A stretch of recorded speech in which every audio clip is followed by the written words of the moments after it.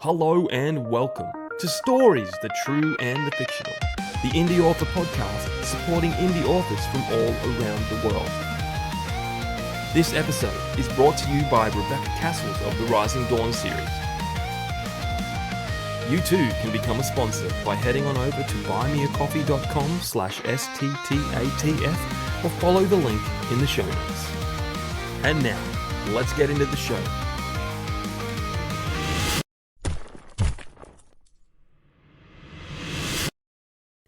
Warning. Listening to this episode may cause your TBRs to grow in size. Dan Roberts, welcome to the show. How you going? Thank you, Jamie. Or do you prefer to be called J.A.? It is either way. It does not matter. Okay. I'm just making sure to get in my shut the fuck up, I'm performatively reading hat from Operation Dodecahedron Press and our buddy Mark Henry as part of the Dad Literati. That's our second ad for the show. Now, because you know, we know each other pretty well. I've been on your show, and yeah, not only that, I sing the song intro for your show. To my show. Yeah. Now, first time on the Story, the True and the Fictional podcast, Dan Roberts is going to sing the intro. Take note. I don't even. What is the Australian national anthem? I don't know the words to it. Well, our country only believes in half of it, and we only ever sing one verse. I think we sing the second verse in school, but even then, no one knows it because it's got weird old timey. It's written, I don't know when, but it's got weird stuff. Your country's not that old. Yeah, but it's only a little bit younger than my country. Yeah, what was it? 1777, I think. I should know this. I should know this. But I'm not a historian. because Georgia, I am a historian. I know the story. Yeah. Georgia, following the American Revolution, ceased to be the place where people were dropped off and sort of sent out of England for felonies. And so what actually happened was, after the American Revolution, the British government was like, oh no, what are we going to do with all these people who stole, 15 pence? And usually we just kill them. But instead we're going to send them to Australia. And then everyone was like, no, just rather die. Yeah. And then, of course, they arrived and they were like, oh, this is terrible. There are these natives in the hills, and they have spears. They all have spears all the time, and they were terrified. And that was the origin of the initial settlement group of Australia, as represented in Fatal Shore, which is a wonderful, wonderful history of Australia. One of my favorite books, by the way. Nice. I saw a meme. It's been going around recently, and it's it's got the top of Australia, up way up north of Queensland, but basically in the middle section up the top. Yeah. Big circle. It's going why doesn't anyone live here or go there? And the comments are just hilarious. And they're like, well, it's cassowary country, it's crocodile country. There's snakes. It's just that's the death zone. Yeah, everyone would prefer to live out in the giant desert in the middle of the country in holes in the ground. Yeah. No, well, the middle, the deserts is where we get the taipan, which is a snake that can kill you in 30 seconds. So no one wants to live there. No one wants to live there. Yes, but I did see that the opal miners live out in the middle of the country, which I always thought was super interesting. Is that there's one part of the world where because all the miners also often pay in precious metals, if I'm correct, out there, because they don't bother to do the exchange. So you go into a bar and a guy will drop, melted silver on the counter. And I always thought that was super interesting. I think they made a movie about it called The Royal Hotel. Yeah, and then there's a documentary called The Royal Hotel that was before The Royal Hotel. Yeah. Awesome. Well, we're a little the way in, so let's find out who you are, Dan. For the people that don't know, who is Who Dan am Roberts? I? Dan Roberts is the producer, owner, operator, and host of the Dadlit Pod, a literary podcast for dads. And we explore books that are by dads, about dads, or for dads. And we've had Jamie on. I'm also the author of The American, The Lifetimes in War of Basil Antonelli, which is a history book that you could get Hmm. on Amazon right now. And I wrote the preface Mm, to the special edition of Letters from the Emu War. there it is. There it is. There it is. And I now know how to pronounce emu. Emu. Emu. That's I it. don't. I never No, learned it. no. You had it for like 8, unless you keep saying it, you know. And yeah, you forget. And of course, I also write books, trying to get published. I was hoping to have an announcement, but the agent is playing phone tag with the editor and the team at the press, so I can't say for certain where we are on the project now. But the hope is within a week I'll be able to announce that I will. Would I still be an indie author if a small press publishes my book? I don't know. Like, is it like so? Is that like hybrid kind of thing, or are they just like it depends on what it is? Because I was with a hybrid once, and where you basically paid I money for well, someone to do it for you. You no, know? they would be paying me and they're going to do it. But I'm going to be an indie Okay. author anyway because my plan is to use all the money Hmm. from this book to Yeah. fund the other books that I can't or haven't been able to convince my agent That to sell on my that behalf. they'll reject like Yeah, that I outright. know they'll reject, It's just like whether it be for whatever reason. yeah, And so that's my hope. My hope yeah, is to use the profit from selling a book to do make more more. books. And if I have to do that independently, I'm definitely gonna do that independently because um, publishing is so, I don't know, how would you describe it?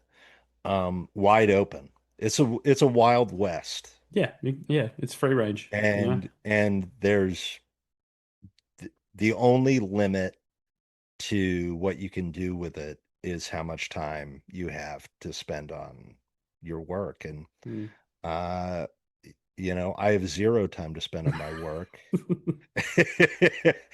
But I'm still doing it. Still doing Yeah, it. I'm the So same, check out man. the Dadlit pod. Yes, do it. I've been on twice. It's fantastic. And the only reason, Dan, I haven't sent you a copy of the hardback edition of Letters from the Emu was because like the shipping is insane. No, no, It's I just I actually I actually think it's funnier that I've never seen it. well, you have I now. think it's funny. I think it's funny. I, How did you like the preface, by the way? I loved it because it matched our humor. Yeah, I thought it was pretty spot on. I'm a professional historian otherwise. That's my other job. And Okay. yeah, you can see Dan Roberts, a very important American historian and Yeah. lover of animals who are not emus. Emus. Oh, and and yeah, I had a lot of fun writing that. yeah. I got to go into the history of Australia. I got to go for people who should go out and buy it and then read it.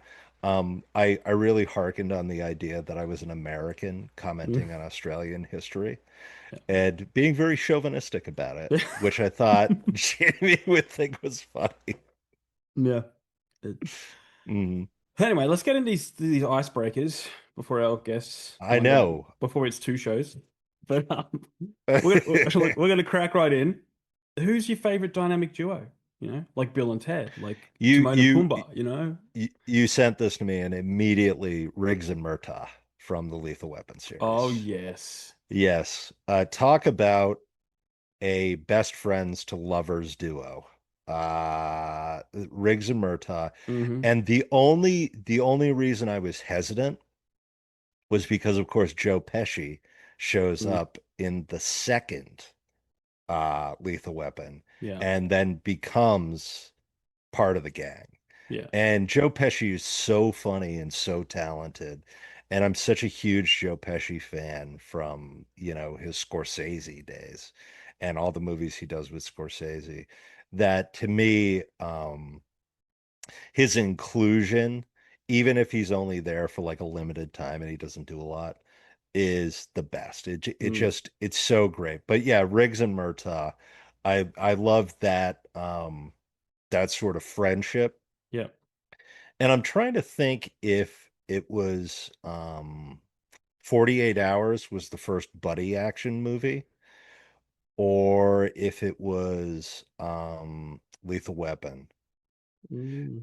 I mean, technically, I think people would say it was In the Heat of the Night with Sidney Poitier and what's his name, which is also a great, but it's not like a comedic Yeah. buddy action movie. But there's In the Heat of the Night too. It's just a terrific movie. Well, according to the internet, if you want to trust the internet, the first buddy cop movie was a Japanese one called Stray Dog in 1949. Unbelievable. The Japanese beat us to everything. Yeah, well, they essentially created Magnificent Seven because that's where They the did create the they, Magnificent they Seven. they stole that. Also, if you watch The Departed, Hmm. um, the Scorsese movie, The Departed, with Leo DiCaprio and Matt Yeah. Damon, if you're willing to sit through Leo DiCaprio and Matt Damon's face for 2.5 hours, and watch a pretty good and funny movie. It's worth it just for that. Are you a cop? Are you a Are cop? you or the cranberry juice, the cranberry juice cut. Yeah. um no, the funny part about that is that movie was originally a Japanese movie. Mm. And like you have that scene where they're like there's the blue and the red light, and I was watching this Japanese movie and I forget what it was. It was a cop movie. And I'm like, oh, this is like a classic Japanese cop movie that Scorsese just plucked out, plucked. So anyway, yes, Riggs and Murtaugh, Yeah. a great Uh, dynamic duo. what's sad but also funny is that when Riggs and when Murtaugh started saying, "I'm too old for this shit," I'm I'm his age that he was when he started saying that. And I'm going there. You know what? You know what? I feel it. I feel it. I'm the same age. I'm going like, you know what? Oh, that's rough. That's I rough. walk around my work all the time saying that. So.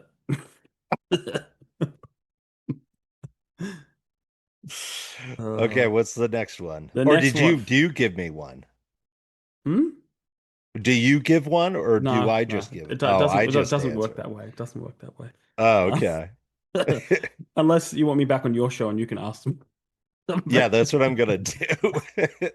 When Ancora 2, I'm gonna bring you on for Ancora 2 and we're gonna discuss it. Okay. Well, I've had something come out I know recently. what's it called? You should push it right now to the dad literati. Taking things off my shelf. Yes. Uh, The Boy Who Slayed the Gargoyle, Oh, well, which I knew about that which one. is a Well, kid's you book. had that one. Yeah. Yeah, it's a few months old. So But anyway, what's on your bucket list, Dan? What's on your bucket list? I want to see an alligator in the wild. I've never seen an alligator in the wild, and So you're I off to am Florida? obsessed. Well, I was in Florida. My in-laws bought a new place in Florida, and it was a zillion degrees in May, and I was down there, and there was this park that it's like, it's kind of built up. It's a giant mosquito pit. You're Hmm. going to get malaria and die, or West Nile. And you can walk on these, through the mangroves, Yeah. and they have a big pond there, and this bridge, you go to the pond, and there are supposed to be alligators.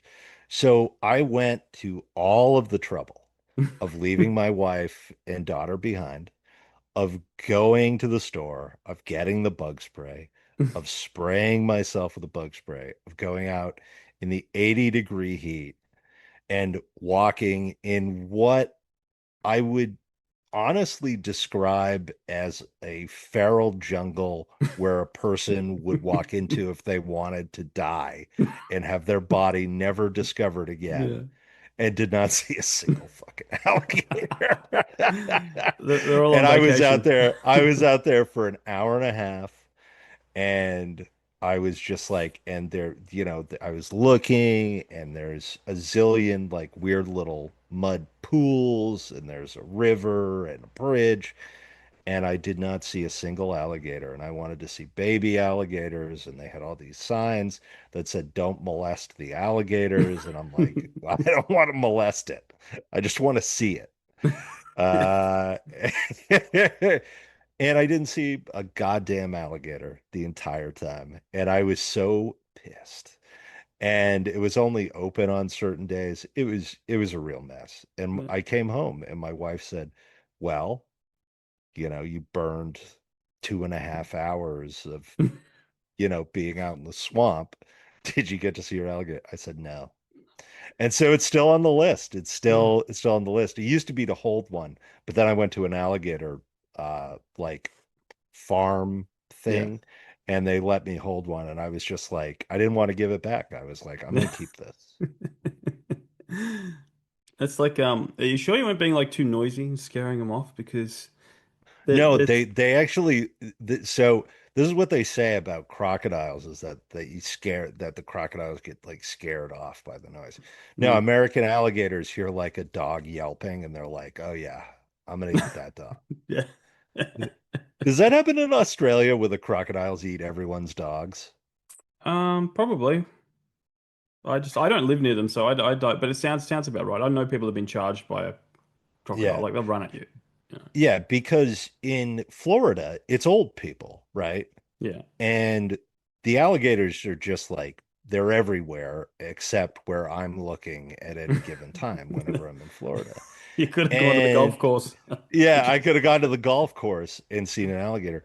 And people in Florida have these tiny little dogs, and mm, they take them for a walk near this mm. big pool of water, and they're like, "Oh, my chihuahua. Oh, let me get the bag." And then they look back, and it's just a Gone. bloody collar, and the chihuahua's gone. And it happens every day down there, Yeah. and no one bothers to buy a bigger dog. Yeah. No one bothers to buy a bigger. They just go buy another small dog that gets eaten by No, another well, alligator. it's evolution, man. It's just like they can't grow any bigger because yeah, alligators keep Yeah, getting them. yeah, yeah. They grow bigger. Yes. Wasn't there that story of the guy that like I think it was Florida where he I think he had a cigar in his mouth or a beer or whatever, and he was wrestling a crocodile or an alligator to free his dog or whatever. There was like some video. Oh yeah, yeah, Yeah. yeah. That happens all the time. It happens all the time. It's so great. Florida is like America's Australia. Yeah. Like when I was a kid growing up in like freezing cold Maine, Hmm. and I would be watching like Australia documentaries on the crocodile hunter, Mm. and I'd be like, "Oh, well, we have that. It's just a hillbilly with a pack of marbs and a tank top, Mm. and he's wrestling an alligator to make boots out of it." Yeah. Like in Australia, you guys don't even make boots out of your crocodiles. No, we love the environment too much, which is funny because it's like maybe after the whole emu fiasco, where like after the military and the government failed the war, they went, okay, let's put out a bounty on these guys, and the civilians killed like 50,000 in 6 months. It's like Oh yeah. I mean, when you export that sort of, yeah, production, no, because we used to have like alligator skin yeah, products. yeah. And then they killed all the alligators, and then the state of Florida is like, oh shit, we should probably keep some of these alligators. And it turns out that alligators are one of these animals where if you protect their young to the point where it's like a foot long, they'll they're just unstoppable Yeah. at that point. If they once they get to like a foot long, like the only time that the alligators actually die or get eaten by birds or something like that is if they're less than a foot long. And that's why they have a zillion eggs. And if you prevent those little baby alligators from getting eaten by birds, there are a zillion of them. It'd be Yeah. like turtles, similarly Yeah. like turtles. But yeah, and yeah, I have a bunch of jokes in one of my unpublished novels about this, which is set in Florida, about the Mm. whole alligator thing because I love them. And one day I will see them in the wild. Yes. Awesome. Awesome. Well, let's move on to the next question. This is Ryan's favorite question, his most judgmental question, but he's not here. So it's my turn to get judgy. So, you're probably familiar with this monument, Mount Rushmore. Who's that? Donald Trump is not on any of those heads. He's over here. He's this one. The Yes. the, Okay. the triangle shaped head on the end. Okay, so you sent this to me. This is my Mount Rushmore of TV shows. Yes. Your Okay, top four. my top four. True Detective season one, no other Mm. seasons. No other seasons. The rest of the show sucks. Just Mm. ignore it. Um, Followed immediately by Netflix's Bloodlines, Mm. starring Coach Taylor as the corrupt county sheriff character, which is so terrific. It's so tense. Plus, it's set in Florida, which I love, and in the Florida Keys, which I doubly love. That's double Florida. And such a great show. I'm in love with it.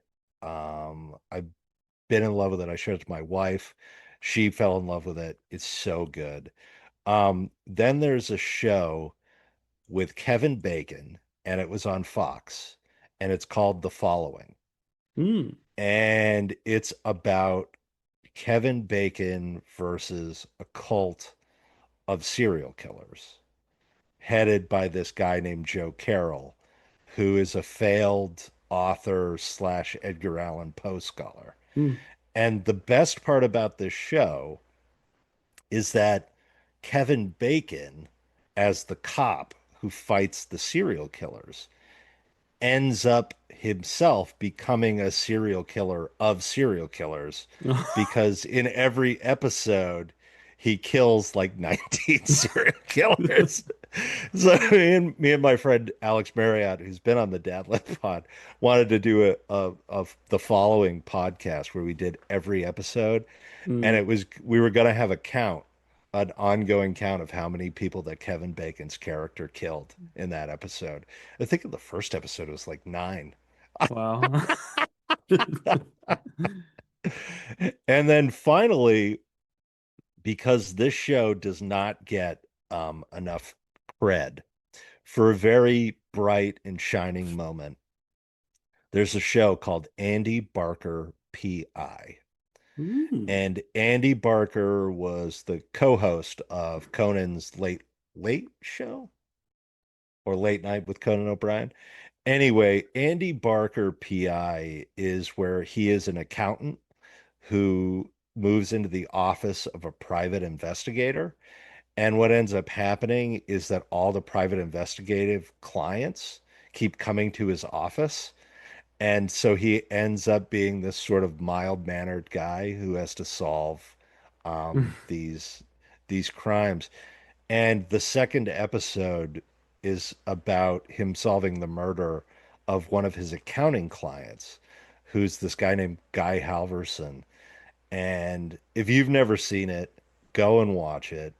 It's absolutely hilarious. It's just the most pristine straight man humor of Mm. like Andy living in this world that's crazy, where this Guy Halverson, who's like this kind of smelly, fat, disgusting guy, Mm. is treated as a sex god by all these beautiful women, including Andy Barker's wife in the show. Andy's wife in the show. It's so funny. It's the funniest. 20 minutes of TV I've ever seen. So yes, that's my Mount Rushmore of television. It seems like you're quite a fan of the procedural genre. Like Well, police it's procedural mystery. I like mysteries. I mean, I debated whether Friday Night Lights should be Mm, on there because obviously, Texas Forever and whatnot.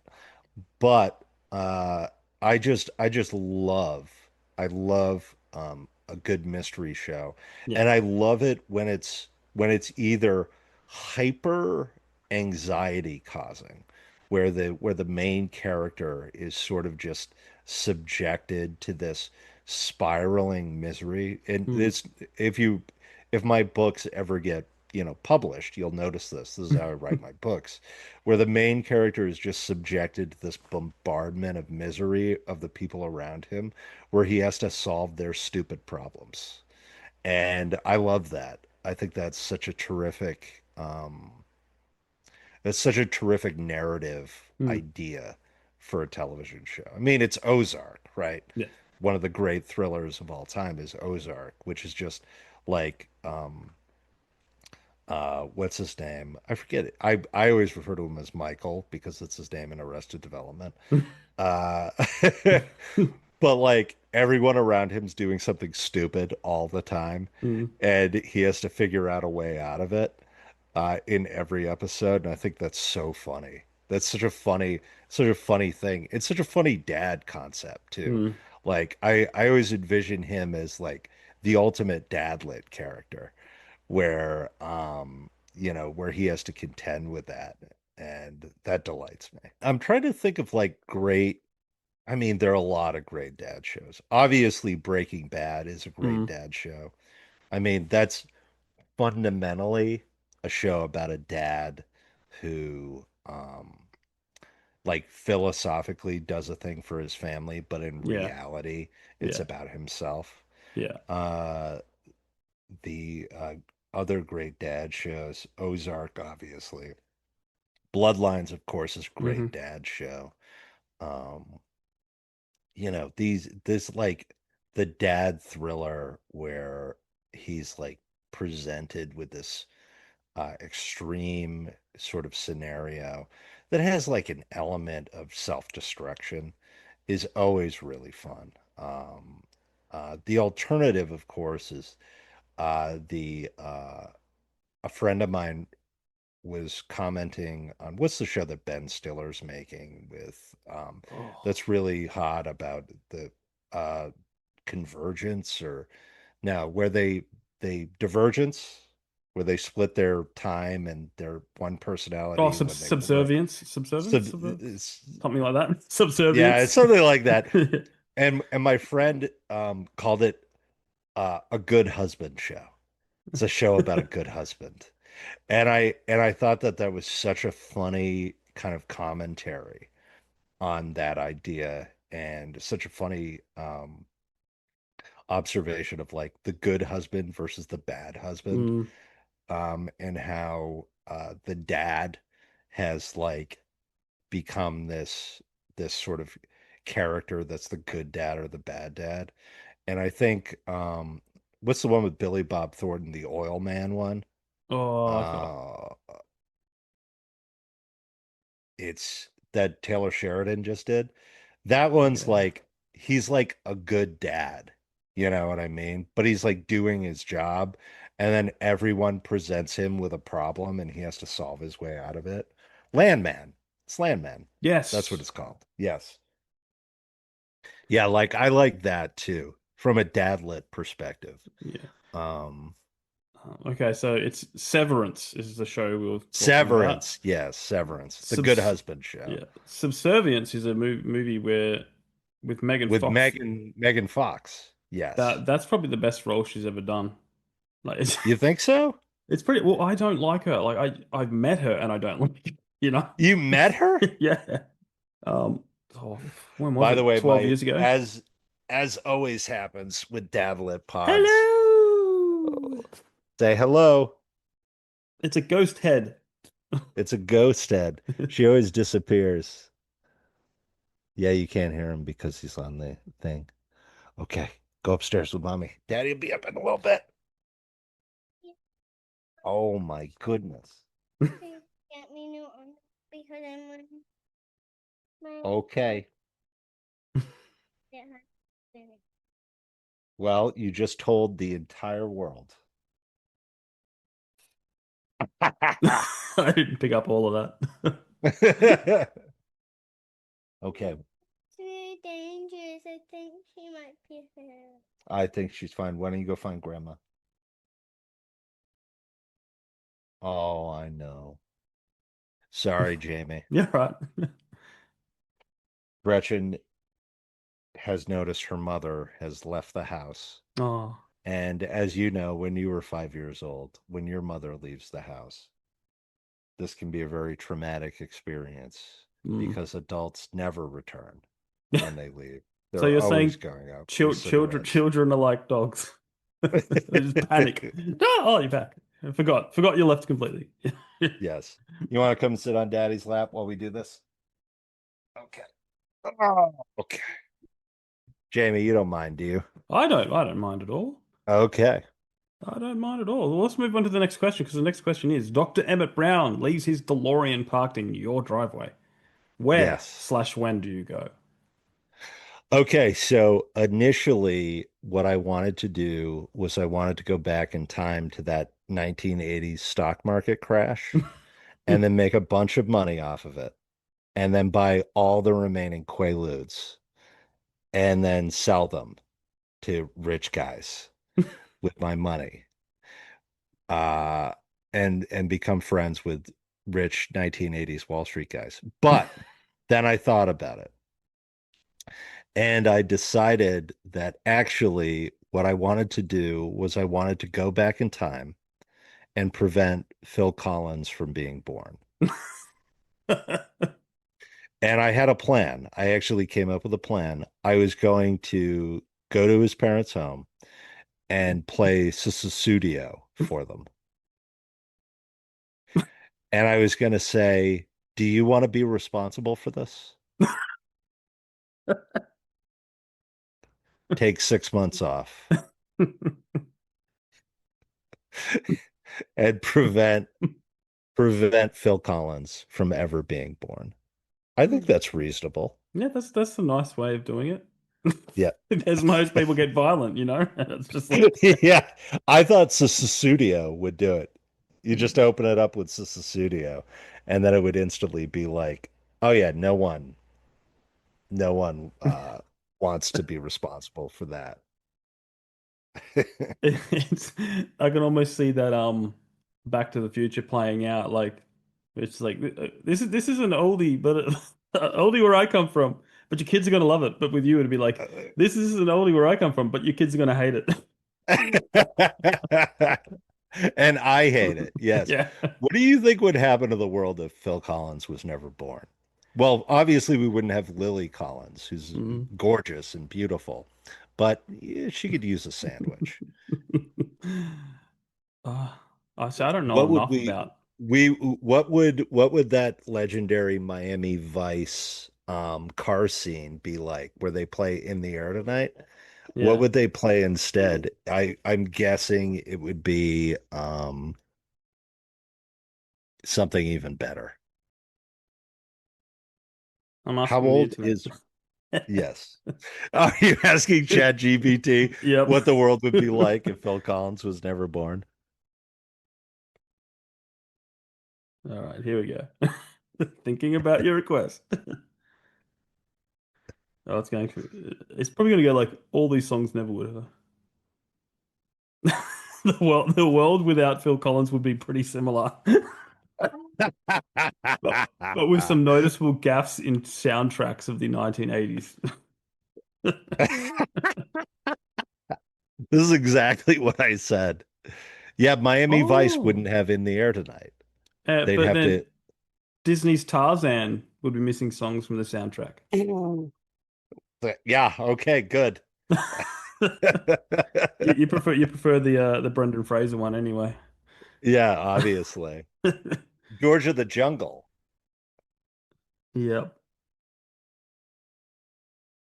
Oh, he's done some charity work, so Oh, um, yeah, but charity work versus it's- the amount of the some amount so of hatred. someone else can do Yeah, so it. that's There you go. All right, shall we move on to the next one? Which is yes. which I has got think a that's it. yeah. The Oh, the hot air the balloon hot one. air, yes, this the one that we inherited from another show that ceased to be called Mirthquake that is Yes. no longer with us. So we're taking the question. The question is hot air balloon or janky sub? Would you rather fly in a homemade hot air balloon way up in the sky or a homemade submarine way down in the ocean's depths? I'll be honest. I'll be honest. Homemade hot air balloon to me is infinitely safer. Yeah. From the perspective of sort of the He done with your oh my goodness, we are doing the podcast with Jamie. Ugh. And that would be rude. Would you like me to take the headset off so that you can chat too? phone. It's just that I really, I, I, I really am worried about mommy. Okay. Jamie, can we pause the Yeah. recording? I feel Yep. bad. I'll be right back. All right. Yes, I will apologize. My daughter decided to visit us. And she was concerned because my wife apparently left the house. We're I assume went out for smokes and is not coming back. Fortunately, Grandma was here. It's all right. So yes, Yeah, so we were hot air balloon. discussing hot air balloon versus janky sub. And I thought about this. And first of all, I could make a homemade hot air balloon. We had that whole thing where that family put that kid in the balloon and sent them up into the sky. Uh, Also, I'm kind of tall. I'm about Yeah, 6'2". The prospect of getting into a submarine yeah, really unnerves me at 6'2", yeah, because even a big submarine is going to be small for me. yeah. Yes. Unless And unless it's like a military one. yeah, like if it's a military one, but if it's a homemade one, Yeah, something tells me the homemade sub guys yeah. are not putting in the 6'2", unless that it was that guy that chopped that woman's head off in his submarine. Yeah. Do you remember that? No. There was a Dutch guy who created his own submarine and then invited a journalist on his submarine and then decapitated her. And the Dutch police prosecuted him because obviously there were only two people on the submarine. Yeah. And also, he had looked up how to decapitate a person The web on the search. internet. So, in terms of police procedurals, that's an open and shut case, man. Well, that I was like mean, something that happened here, like in the river that's near me. 20, 30 years ago, or maybe in primary school. They found a body in a garbage bin just floating down the river. Like and it was drilled shut. And the guy they that drilled it shut. like that, yeah, they drilled the lid shut, whatever. Yeah. And but the guy used his own bin. So there's like a street number.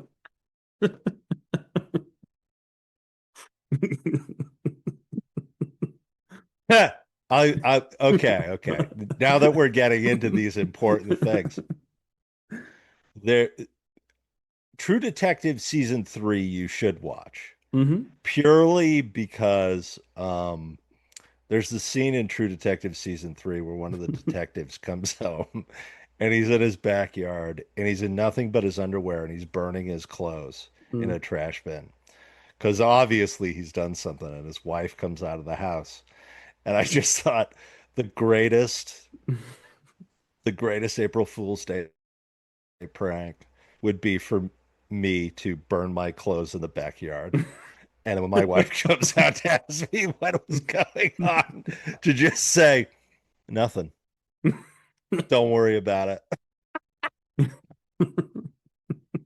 Like, bro, if you're burning your clothes in your backyard, your marriage is over unless you tell her why you're doing Yeah. that. She's never going to wake up and say, you know what?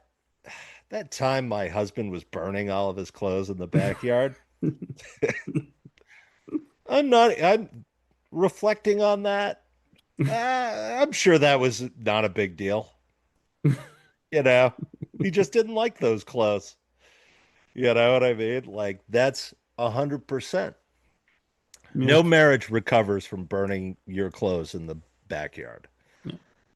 You heard Yeah. it here, folks. Yes. From the Dadlit Pod directly. Awesome. All right, icebreakers are done. We got to the end. Um, I this know, and is it's this already is this is where we yes. usually ask people What do their we do? author origin story. Like, I mean, like obviously you love literature and books and stuff. I do. I do. Yeah. Well, my author origin story is that I'm a professional historian. So, in fact, for a good part of my life, up until COVID, the vast majority of stuff I read was history. And I was one of those dad guys, but I did it professionally. It was part of my job, who was reading, upwards of, 300 books a year. Mm, Uh, Although they were history books. yeah. And I was writing history books, and I have written history books. And then I got to COVID, and we were all locked down. And my best friend, Alex Marriott, who is also an author, who has Murder with a Glass of Malvasia and School of Homer, he said, why don't we take this opportunity where we can't go anywhere and we're stuck in our homes, and we always talk about how we would be better writers on Saturday Night Live than the Saturday Night Live writers who are nerds. And but we're nerds, like we're Yeah. history nerds. And why don't we write detective novels? And every time in my life I'd sat down to write fiction, it felt abnormal, Mm, right? It really feels abnormal to write fiction unless you do it all the time. yeah. And unless you are comfortable with the concept and you sort of understand the concept. And so it was hard. It was really hard. Um, and Alex produced his book way before me. And I had all of these great ideas, and I would get like one chapter into it, and I would be like, shit, like it felt unnatural. It just felt unnatural to me because I was so focused mentally on writing truth and on recording truth and on retelling truth, because that was my job, and it still is my job. And then I got laid off like Mm. 2 years into COVID. And so I sat down and I was just like, well, fuck it. I got nothing to do. Um, I was a father at that time, of a 2-year old. And I was like, okay, I'm going to finish one of these ideas. I'm going to do it. And I wrote it, and that's my first manuscript, Water Hazard, which Alex still thinks is my best, because I didn't know what not to do, Yeah. right? Because no one had told me, oh, you can't do this and get published. I wrote this idea of, like, if you took the angry police chief character from every movie and then you accused him of murder after he'd retired and moved to Florida, how would he handle it? Mm, And that's what Water Hazard's about. And I had so much fun. I had mm, so much fun.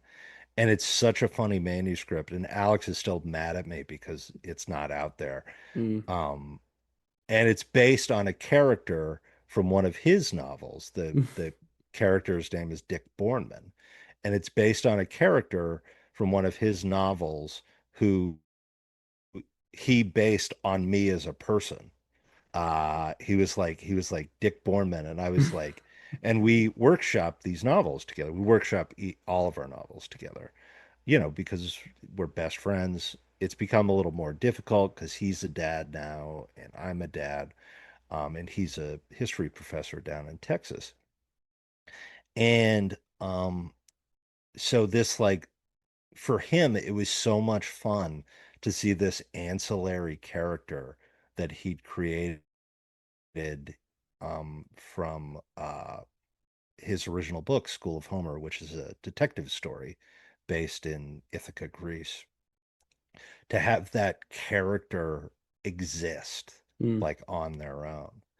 And to me, it was really fun because I embraced my favorite authors of fiction, the authors who I really loved, like Raymond Chandler. I think Raymond Chandler is like one of the funniest authors that has ever lived. And the best thing about him was when he would take this character who just hates everyone, but he would have the most hilarious commentaries and things that he would say to people. And if you've never read it, The Blonde Speech from The Long Goodbye is one of the funniest works of social commentary where he talks about all the different types of blondes in the world. And he wrote this in like the late 1930s when women were intentionally giving themselves blonde hair to mm. be in the movies in LA. And it hasn't changed. It's the same, still the same. And it's so terrific. And I just wanted to capture that. That was before I sort of understood that as an author, you need to have your own existence and you Mm, need to have your own style and you need to have sort of your own sort of thing. But I had so much fun writing that. And after that, I just kept going. yeah. And it's been a weird trip because I've been doing it now for 6 years and I've just finished my fifth manuscript like yesterday, Wow. which is a horror manuscript called That Last Little Push. And I still, I'm still like chasing this sort of idea of what I really want to do is I want to take the things that I write as far as they can go while maintaining true to myself. Yeah.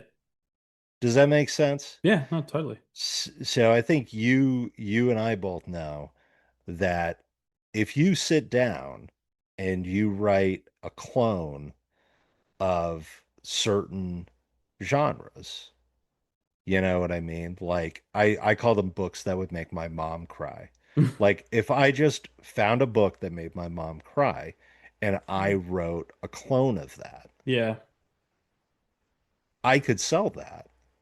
You know what I mean? Like I know that I have a comprehensive understanding of the English language at this point and the discipline to sit down and do it. But I would be miserable. I'd be Yeah. like, oh, Jesus, this is the point where I make my mom cry because she's not Yeah. with him and he's with her, and the mother has cancer Mm, and all this other stuff. You know what I mean? So to that extent, like the goal is to try and sell a book and to sell it big, um, so that I can pay for all the other yeah. manuscripts that I haven't Yeah. sold, so that I can publish them independently for Yeah. free, Yeah. and write them off on my taxes, Yeah. you That's know. that's how you want to do it. Yeah, but Um, the other thing, and I'll say this, and everyone's gonna be like, Dan he talks over Jamie and Jamie and every no.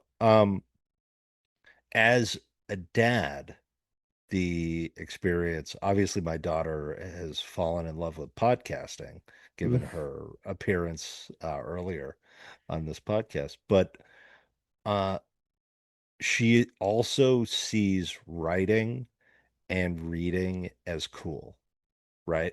It's nice. Like she wants to come, she wants to type out a sentence, she wants to help me write stories. She writes her own stories. I've got a zillion notes on my desk. They're just behind my computer of her phonetically spelling. And she's 5 years old and she's going into kindergarten. And she associates writing with daddy and with energy and with coolness and with reading, and like that's an aspirational thing for her, and she likes writing stories and she likes hearing stories. And one of the things that like I talk about on the Dadlit pod, and I think you would agree with me and many of your guests would agree with me from like the indie perspective, is that when you sit down to write a book and work on a book, you, if you have kids, you're not only demonstrating a sort of grit and intensity and discipline, but also you're demonstrating to them that you value reading and that you value writing. And that's so essential. And it's had just like positives in my house. My wife reads now constantly. My wife's constantly reading. I'm constantly reading. My daughter is a 5-year-old, writing, reading, wanting us to read her books. And the underlying idea is that like grown-ups read, and this is a thing that I should aspire to. It's a skill that I don't have, that I want, because it's cool. You know what I mean? Because it's meaningful, because my parents find meaning from it.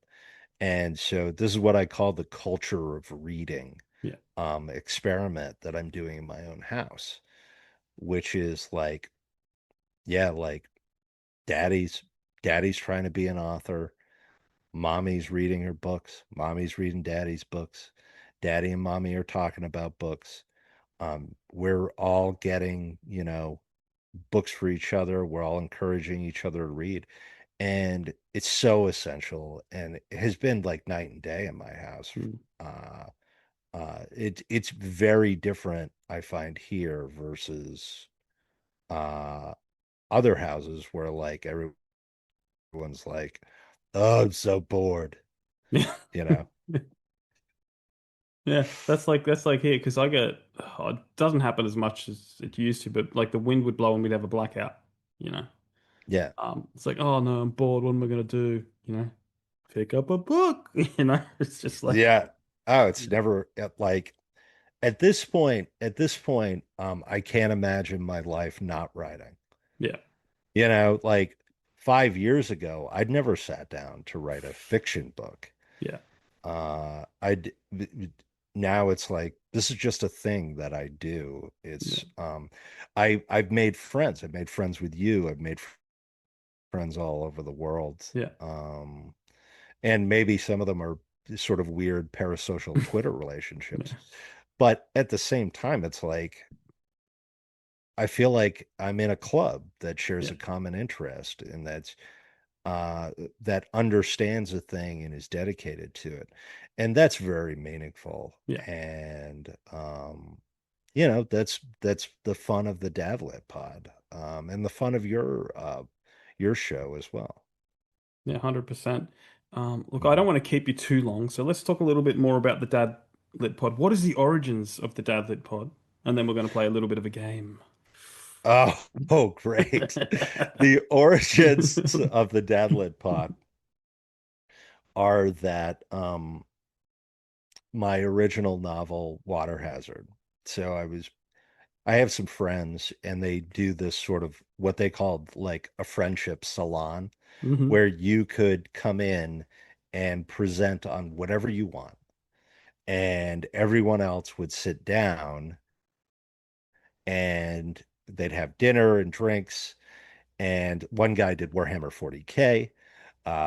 One guy did, oh, what did he do? He was talking about like typesetting and fonts. And then another of my friends was talking about uh, his job as like a surgeon. And I said, this is my book. So I sent it to everybody. And my friend's wife, Nicole, who's never one to withhold her feelings, said to me, she goes, I read a lot of books. She reads a lot of memoirs. And she said, she said, I liked this. I really enjoyed it. I thought it was really funny, but I would never pick it up in a bookstore. And then she said, it's like something my dad would read if he read books. And that's when I realized that I had become a dad lit author and that my audience doesn't read. But if they ever read my stuff, they would like it and they would enjoy it and they would think it's funny. And then from there, um, I started on Twitter with like all of our crazy Twitter friends, like Craig Turleson and Norin and all those guys. And I was just like, they were like, well, what genre do you write? And I'm like, I write dad lit. And then they're like, dad lit. And you instantly sort of realize what dad lit is. Yeah. You know what I mean? Like it's nebulous, but there's a sort of nucleus of like conservative, kind of military, probably historical or thriller, uh, uh, and with an element of heroic dog. Yeah. And that is sort of the nucleus of Dadlit. And then from there, it kind of spreads out like a spider web and grabs books that may not have intended to be Dadlit, Mm. but ultimately are essentially Dadlit. Yeah. I mean, any book with a heroic dog Yeah. is a Dadlit book. Or any animal companion for that matter, you know? Any animal companion Yeah. is except women and horses. We're- Women and horses is the one exception to the Dadlit animal companion. Men with horses Yeah. automatically Dadlit. Yeah. Oh, you want to know Uh, something that's super dad lit? Oh, it's not like dad lit, it's dad movie. I don't know if you know this movie called Primitive War came out oh yeah, earlier this yeah, year. hundred percent. Do you know what they're working on now?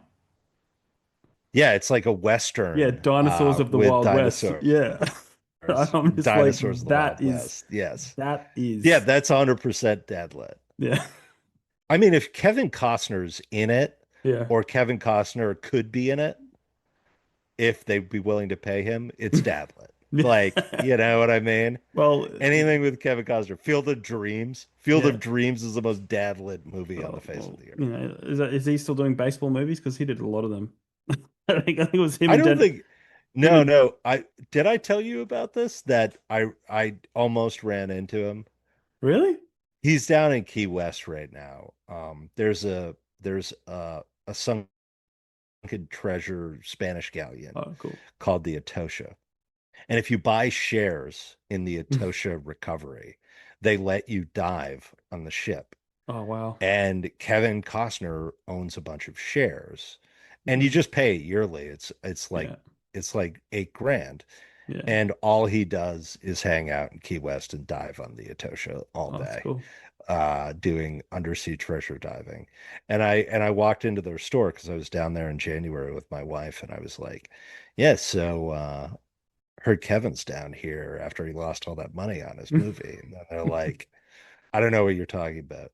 And then I'm like, yeah, but you're out there dancing with wolves. Yeah. You know what I mean? He's like, he's like, our members, we don't comment. And I'm like, yeah, but you know, Yeah. Coster's a Coster's a cool guy. If you Yeah. build it, he'll come. Yeah. And he finally admitted, yes, Kevin Yeah. Costner is just diving the Atosha. Yeah. Because why not? He just blew all his money on that great Western. That was pretty decent. Yeah. Which one was that again? What was it? Horizon. Right. Oh, that's right. Yeah. Yeah. Yeah. Yeah. Yes, with a Comanche. Yeah. Yes. He had the Comanche just murder a bunch of people on the side of a river. It was As you do. great. As you do. Yeah.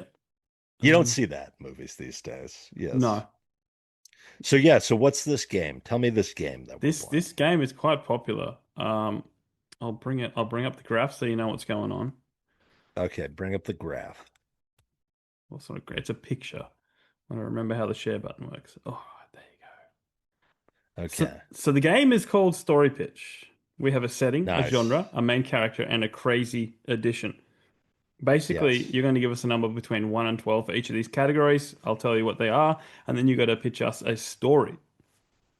Now, Awesome. there's two rounds. So one's the practice round, one's the for digital money or fake money or you know, uh, it's the real one. But we also have we had so many people add stuff to our collection of possibilities that we have four separate graphs. So number one graph is the easiest probably, Yeah. and then it gets more subgenre and weird the further Okay. down the graphs you go. So first you got to pick a graph between 1 and 4, and then give us four numbers for those graphs. Okay. I'm going to pick graph number 1. Play it safe. Yep. Yep, play it safe. All I'm right. going to I'm going to pick 3, Yep. 10, Mm-hmm. 8, and 5. 3, 10, 8, and 5. All right. Let's see what we got here. All right. So This is so wild. your setting is the zoo. Yes. Oh, this is going to be weird. Your genre is noble bright fantasy. Yes. Okay. I love it. I love it. And your main character is a paranormal investigator, Yes. Obviously. and your crazy addition is Bigfoot, Okay. or First of or all, every iteration and any version that you so want of so Bigfoot. so I Yeah. could do Yeti. Yeah. Yeah. Yeah. Okay. There's a bit of Okay. leeway.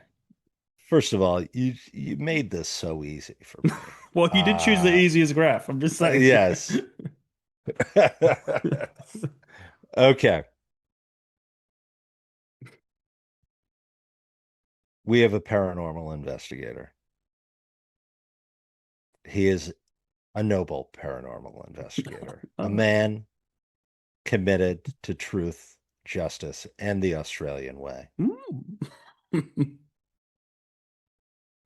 Then he discovers an evil zoo, not run by noble Australians like the crocodile hunter, has opened in, let's say, Perth. Yeah. I'm going to assume Perth, Near the Emu War. near the Emu War. Well, this paranormal investigator is drawn in by ghosts of animals harmed Mm. in the zoo who are, I guess, stealing babies because they're dingoes. But they're stealing babies and they're bringing them to the zoo because they want to replace their babies who they lost to the evil Mm. zoo. Well, as it turns out, this evil zoo has been making expeditions into the Himalayas where they have captured a Yeti. They're planning to bring it back to the evil zoo. But Yetis happen to have some sort of mystical connection between human and beast, being beast humans. And so the dingoes that have been stealing babies are trying to bring attention to the likely tragedy of the Yeti being in the middle of Perth, where it's very hot. And our main character has to solve the dingo stealing babies while also averting the disaster of the noble Yeti being dried out by the Australian heat. With air conditioning. With air conditioning. Well, obviously it doesn't have air conditioning because No. the Strait of Hormuz is closed. Yeah. So, yes. Oh, well done. See, that was easy. What's a hard one? What's a Well, hard one? do you want to look go like? straight to graph 4? Yeah, let's go to graph 4. All right. You can give us the same numbers because it's a different graph, or you can give us new numbers. It's up to you. No, same numbers. Same numbers? Because it's harder to come up with the numbers than it is to come up with the story. All right. Okay, let's see what he got. Your setting is a hot air balloon. No! Did I have to make it? Well, let's find out what your main character is. But okay, your genre like is found footage. Um, your main character is a sock puppet marriage counselor. Yes. And your crazy edition is Chad Kruger. Who's Chad Kruger? He's the singer of Nickelback. Oh no. Hey, Oh, you asked for no. it. You asked for it. Okay. So it's a found footage set in a hot air balloon. Your main character is a sock puppet marriage counselor, and it's got to have the singer of Nickelback. Awesome. Chad Kruger, struggling with his marriage, decides, particularly with issues of intimacy, because his wife thinks his music sucks. spirals into sort of personal stupor where he can only communicate to her through a sock puppet. The financial losses of his inability to make music that anyone who has any taste would want to listen to forces him to make a back alley documentary of sorts, kind of student film, Terror, where he insists that his wife must do a series of trust, endeavors to save their relationship. At which point they go up into a hot air balloon so that she can prove that she trusts him, the sock puppet marriage counselor, on his left hand, and the camera that is set up on their GoPros on each of their heads. They then, because Chad Kruger also sucks at hot air ballooning, both go careening to the ground where the hot air balloon explodes like the Hindenburg. And only the sock puppet remains where it is haunted and is sent to this weird zoo in Perth where it becomes part of the paranormal investigation issue. How's that? That's amazing. I could do this all day. This is what my daughter makes me do every night. I want a mermaid, a hermit crab, a beach, and a B-29. Yeah. Okay. Well, I can make that happen. we Also, I want them all going to a birthday. Well, we do I think at this point it's once a month. We do a multi-author where a whole lot of authors come together and do work on ones together, and they've been a hoot. So maybe we might have to do like a get a whole lot of the podcasters together Oh yeah, we'll get to do one. Saffron. Yep. Saffron's a wild child over at Saffron, Idiosyncrasy. yeah. Yeah. Bearded Book Beast, Chris from Bearded Book Beast. I've never met Chris from Bearded Book Beast. He's I've been wanting to reach out to him. I haven't reached out to him yet. well, maybe I can make it Love happen. to get him on. Oh yeah. Yeah. No, we should do a podcaster, sort of unified. Like our Yes. powers combined. We Yes. are captain, don't save the planet. That's it. Let's make it happen. The other thing that may just quickly back on your pitch with Chad Kroger. There's a joke here in Australia that we have Yes. we have an ice cream Is he mascot. Australian? No. But like we have an Oh, ice he just sucks in that every culture. yes, there is a try to find an image for you. There is a company over here called Paddle Pop that make ice cream, and their Yes. mascot is a lion. It's called the Paddle Pop lion, and everyone says he looks exactly like Chad Kroger. Um, I'm gonna try and Poor find it for you. lion. Poor lion. Oh, look at that. For those of you who don't know, Jamie and I are old enough to remember when Coldplay also sucked. Yeah.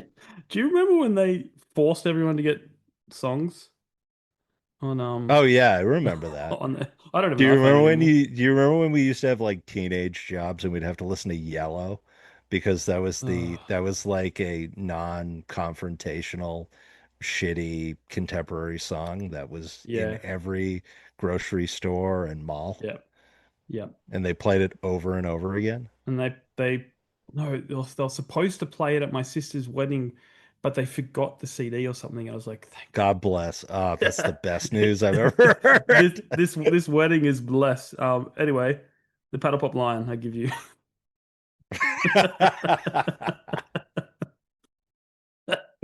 That was the Well, running joke. yeah, if his mouth is open like that. Um, Yeah, if his mouth is going to be open like that, that's what it's going to look like. but it's just funny. Anyway, Yes. Dan, thank you so much for joining us. Oh, thank you, Jamie. Thank you for having me. This is so much fun, and I know it's a real stretch for you because you're in Australia and I'm over here, and I think it's tomorrow there. It is. It is Saturday Yes. morning. But what kind of works for us? Because we'd be doing so many more episodes if one, I didn't have to work. Two, the time zones were different. But it's easy. It's a Saturday for me. I'm not working. Yeah. It's a Friday night. Your week is done, and it's usually the best way we usually typically do it. Um, Mhm. um, Well, that's awesome. I mean, I would love to come back. This is so much fun. well, Um, I'll put it you here know, and I'll say it here. I'm definitely going to organize a Podcasters Unite or Booktubers Unite story pitch yes. episode. I want to do it. I got a few people in mind, so I'll try and figure out some times that work, and we'll discuss Oh off yeah. off off air. But for now, just let our listeners and viewers know where they can stay up to date with what you're doing, how they can follow and support the Okay, Dadlit okay. Pod. You can find me on Twitter, which is where I hang out with all of the slime of humanity at the Dadlit Pod. The Dadlit Pod is also on Spotify. It's on Apple iTunes, and it's on YouTube, where I like to listen to it. I listen to it on YouTube Mhm. if I ever listen to my own voice, which I don't do because it weirds me out. But you can also find books by Dan Roberts on Amazon, The American, The Lifetimes and War of Basil Antonelli. And then Jamie obviously has his special edition hardcover of the Emu War, Yay! which I pronounce on occasion, and that is a preface by me. And you should buy that and support Jamie's show just generally. And hopefully, I'll have a book out one of these days when the contracting gets all signed, and then I can pitch that. Excellent. And we'll be sure to get you back on when you have something to show the world. 100%. Yeah, guys, I will leave all the links down in the show notes. Please be sure to check that out. Until then, please remember to check out our sponsor, Rebecca Castles. Our honorary sponsors, Janelle Schiecke, Alexander Robb. All their links are down below. And yeah, keep supporting those indie authors and those 100%. dad-lit authors. Yes. And we'll catch you on the next episode. Bye, everybody. Thank you, Jamie.